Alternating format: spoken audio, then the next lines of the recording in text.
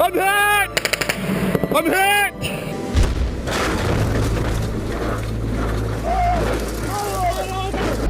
Central,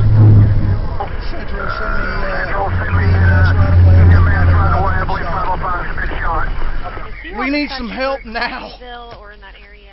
10-4, I've got fire and EMS around.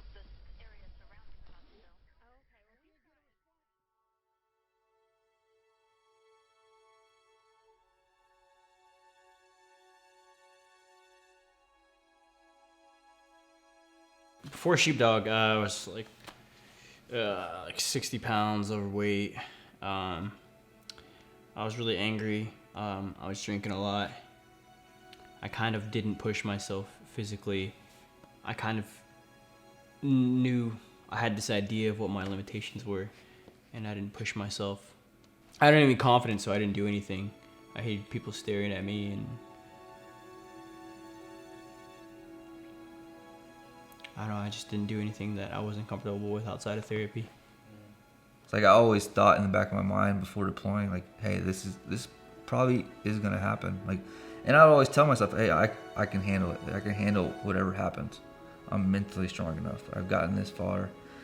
I got these guys that depend on me. I'm willing to walk the point, and I can take anything that's thrown at me. And then it happened, you know. And then it's just mentally tough, I guess. It's just demanding. Trying to think what's next in life.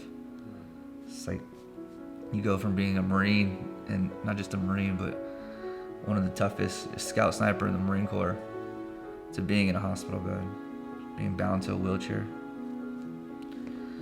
It's pretty rough. When I joined the Marine Corps in 2003, I had already served by the age of 21. I was in my first war. So I joined at 19.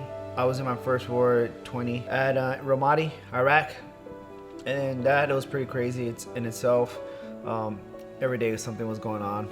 It was to a point like it wasn't like if you were gonna die, it was just like when you were gonna die. It was just a chance. It was the roll of the dice, you know. I was working alongside joint operations with the British, alongside with the Afghan National Army, and we would go out there with them and help them patrol and show them how to patrol and how to conduct operations. And towards the end of the deployment, we're about wrapping it up, about 2 weeks from coming home. Routine patrol. I picked up my squad, and then I moved out to rendezvous with the first squad. I looked up at my captain. As soon as I looked at him, a big explosion went off. It felt like a linebacker blindsided me.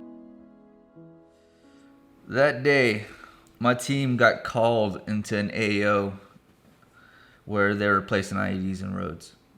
So they sent us out to find the guys that are putting the bombs in the roads. We stepped off probably around 9 o'clock at night to go set up a hide site. Remember, it just started raining. I was vegging up my ghillie suit with another guy from my team. Turned around to go sit back in our hide site, and I stepped on an IED. The next week or two, when I started kind of waking up and realizing what happened, like all the drugs, I guess, from all the surgeries, pretty much just days and weeks in the hospital bed with, I guess, like a metal cage on my leg, because I have one amputation. My other leg had multiple severe fractures, so I had a metal cage that kind of held it back in place as they tried to fuse bones back into place. It was rough being in a hospital bed, knowing one leg was gone, the other one was severely messed up, didn't know what was going to happen, how long the recovery was going to be. It was pretty, I guess you could say, I don't know, I'm trying to think of a word. It was surreal, like this was happening. At first I was confused, and I heard ringing in my ear. I wasn't sure what was happening.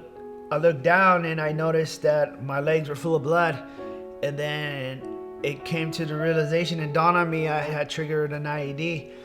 The biggest thing is I felt that I let my Marines down. I let my Marines down and my people down for getting injured. They had picked me up by my legs, and then another Brit picked me up by my shoulders. As soon as they picked me up, and then the other Brit picked me up from my legs, my left leg, it just slid right from my body. I got involved with Sheepdog initially because it was right after Joplin had been devastated by an E5 tornado. I had responded to Joplin as a civilian. I self-deployed. I was there an hour after the tornado hit, and I helped with triage. We did a temporary morgue. We did search and rescue. It's instilled. I was a firefighter EMT in the past. I knew what to do. I felt like I had to help. I heard the need for help, and I went. A lot of my friends asked me, why did you do that? Why did you jump in the car? Nobody does that. Why would you jump in the car and drive, especially still being under a tornado warning, and drive to Joplin and put yourself in danger? It's because it's ingrained that I'm a sheepdog. You know what I mean? Like, that is something you're born with. You want to give, you want to serve, you want to help others. I never questioned it. I know I'm trained, and I know I'm trained well, and I can help. So I did.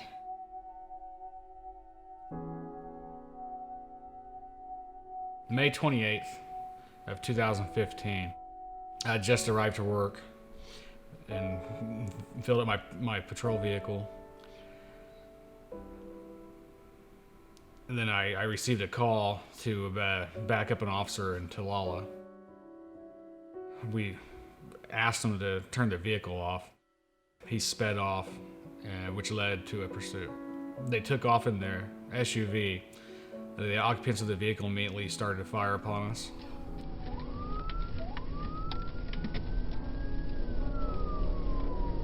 Central, I got shots fired. Shots fired in my unit.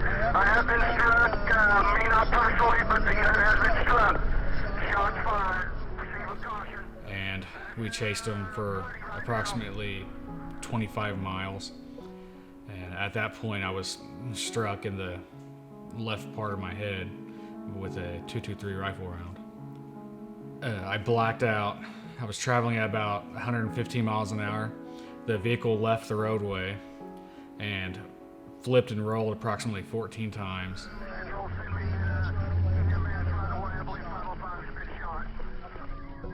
Oh my gosh, I think one of our units was just shot. Can you... And then the vehicle started on fire. Okay, well we've got a unit that's in pursuit headed... We need some help now. Or in that area. 10-4, I've got fire and EMS around.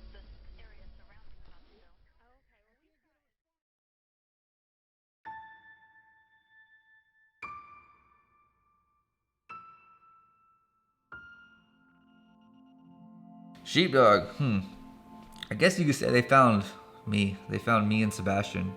We're at the Marine Corps Annex. And really, I just started walking again and started being active. And then one day, one of the master sergeants was like, hey, there's this group Sheepdog. They want to do a Spartan race. And me and Sebastian, just being the guys we were, like, all right, let's do it.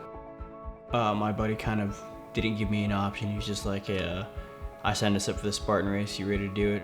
On 2 weeks' notice, they signed us up for a Spartan Beast. One day we just went to, I guess it was Dallas or Glen Rose, Texas, to do this Spartan race. And it was just a bunch of Marines hanging out. And it was probably one of the best times ever. Just enduring tough obstacles with fellow Marines that they didn't look at you as an amputee or anything like that. They just looked at you as a Marine. It was just a goal that I had to work towards to be able to do, and the race, it completely destroyed me. They never looked down upon my wounds. It was like love, man. After that first race, things changed.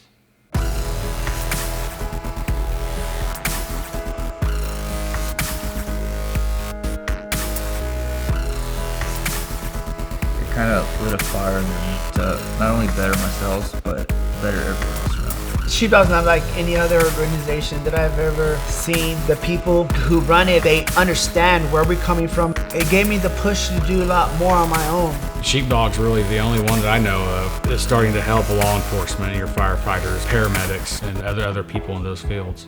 There's disaster everywhere, and we have chapters in those places. With that support, we can give back to those communities tenfold. And when there's an emergency, we're right there to help, helping that community rebuild. When they need that help, you know, we're there. They're not just your average group of people. They are sheepdogs. They care about anyone and everyone, and they want to be there. They want to help out. They don't just focus on one group of people. It's not say you got to be a wounded warrior. It's the fire department, it's police officers, it's civilians. When there's people in need, they're there to help, and they want to continue serving their country beyond the Call of Duty. A great group of people with a great heart, and they do care. From races to empower them to get on disaster relief missions, and you have this brotherhood doing things that get you away from this prison that you put yourself into in your head when you isolate yourself. You know, I don't know where I'd be. You'll see that and you'll feel that, and you'll feel the same way, I guarantee you, and I promise you that.